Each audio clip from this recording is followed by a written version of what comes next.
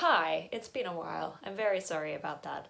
Life has been interesting. Your girl is feeling heckin' down at the moment for various reasons, including just general mental health issues, but most of all because here in Australia we had our national election day last weekend and the results were disappointing for most people in my generation. The political party that was voted in has pretty much no policies whatsoever on climate change and is a climate change denying party, which from my perspective and the perspective of most people in my demographic and in my circle of friends and acquaintances is really upsetting and really concerning, because climate change is real and it is there in the facts. It's there in all of the statistics over the last bunches of decades of years, and it's getting to the stage where it's starting to cause me a lot of anxiety thinking about spending the next 3 years with a government that isn't gonna do anything about it. So I'm gonna drink a cup of tea, which isn't tea, it's hot chocolate. I lied to you, I just lied. I'm gonna talk a little bit about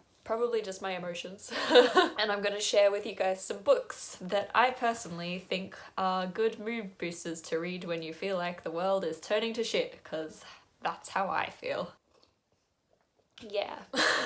So the first book on this list is gonna come as no surprise to anyone, but that is Six of Crows and Crooked Kingdom. I can't include a list of good books to read without including them, because these books are probably one of just my top feel-good books. They're just so gripping. Like, the moment I started reading them, I ended up reading the first book in one day, and it was just an excellent escape into a little fantasy world. You get yourself all worked up about what the characters are doing, which is an excellent distraction from the fact that the world is on fire. Anyway, the next book on my list is The #1 Ladies Detective Agency and all of the sequels thereof by Alexander McCall Smith.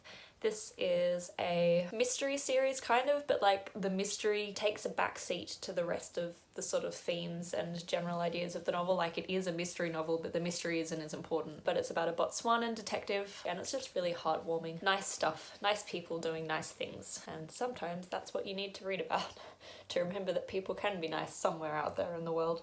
The next book on this list is anything by Tamora Pierce, literally anything. Chick knows how to write a story, a really good, light-hearted, but also like gripping fantasy story. Some of my top recommendations would be the Alana the Lioness Quartet, which is about a girl who disguises herself as a brother to go to night school, because they go to the castle and train to be knights in this land. So she pretends to be her brother, disguises herself as a boy, and learns to be a knight, and then becomes a knight and goes on many adventures. Another recommendation of mine would be the Trickster's Choice and Trickster's Queen duology, which is about the daughter of said knight who travels off to like another island nation nearby and becomes a spy master for basically like an uprising. I don't know, what do you call it? So there's like a person in charge, and there's a conspiracy or like an underground kind of uprising being begun for people to have a new queen ruling the country instead, and she ends up getting drawn into this plot and becomes the spy master for the leaders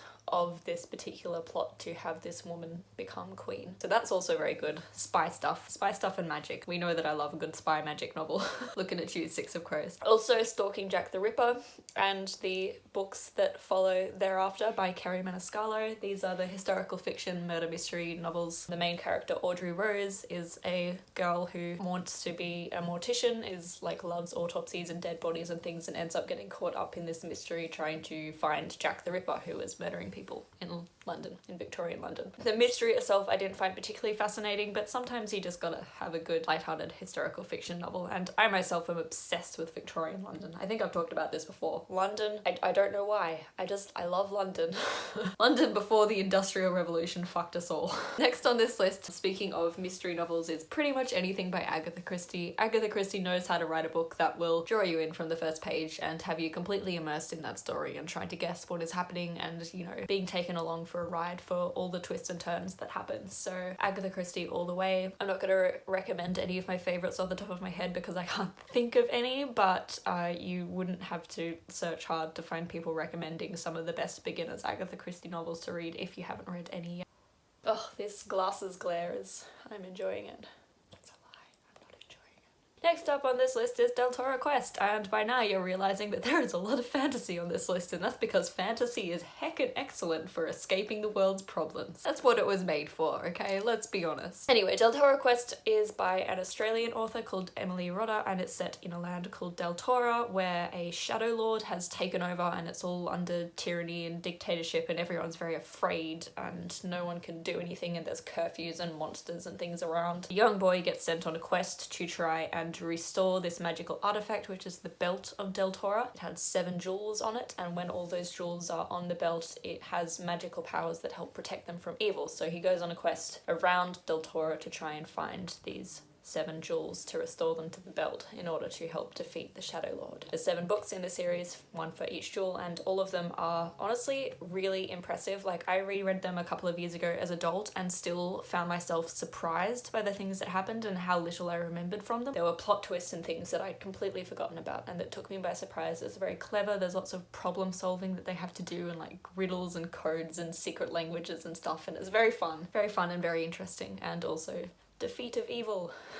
This is what we want. Next up on the list, we're going for a little walk down memory lane through some historical fiction. I have added Pride and Prejudice and Emma by Jane Austen, because sometimes you just want to go to a world where the problems were simpler and all you had to worry about was finding a marriageable man. Also, in along the lines of historical fiction on this list is Little Women. Little Women is a very heartwarming story about 4 sisters. It's like a coming of age story, but for all 4 sisters who are very different from each other and embody very different kinds of femininity, but who all love and support each other and grow and learn things and overcome their own particular sort of flaws within the novel. And it's really lovely, very simple, very character-based rather than plot-based, and just a heartwarming book. Also, along the lines of historical fiction, I have added What Katy Did to this, which is a trilogy following a young girl named Katy who in the very first sort of beginnings of the book has an accident and becomes paralyzed from like the waist down and can't walk anymore, and she was always a really active, interested girl in exploring, not very good at following rules, not very good at being patient, and she has a lot of character flaws that make it difficult for her to adjust to life as a wheelchair user now because she can't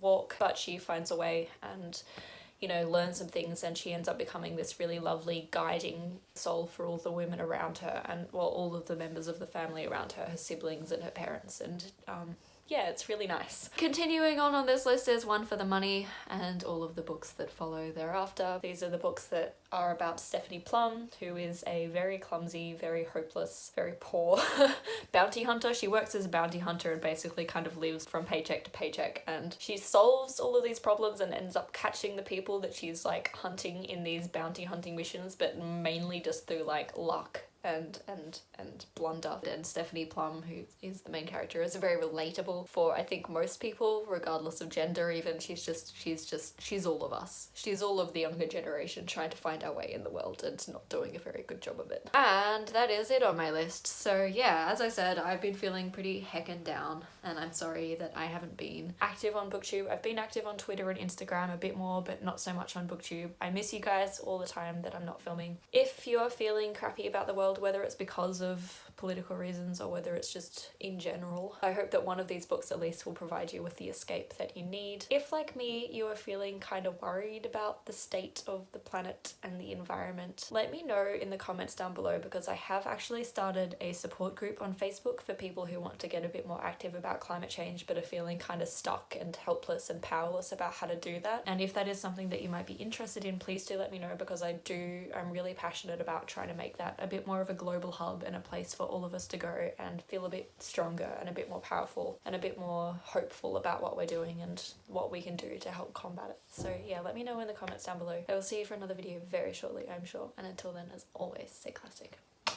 Sit there and count your little fingers.